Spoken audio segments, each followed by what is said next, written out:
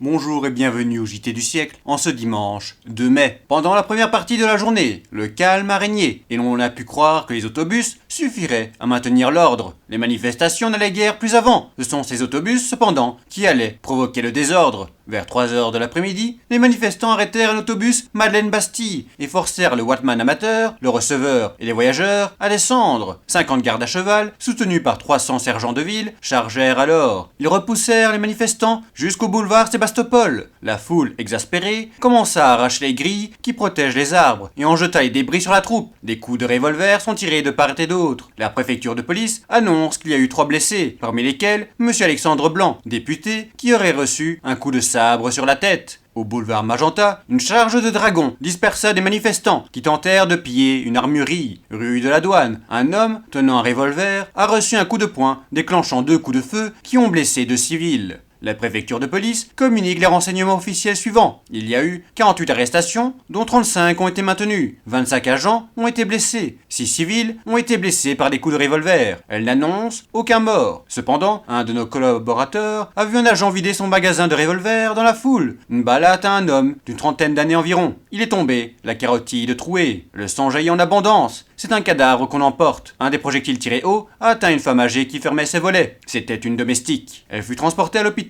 et expira dans la soirée. Vers 6 heures, boulevard Magenta, 3 coups de revolver, lors d'une bousculade, amènent la mort d'un homme. Le cadavre est tiré sur le trottoir. Il va rester là, sous la curiosité de la foule. Au faubourg du Temple, une colonne de manifestants se heurta aux brigades policières. La bagarre sanglante fit 2 agents blessés et une vingtaine de manifestants prisonniers, dont 5 gravement blessés.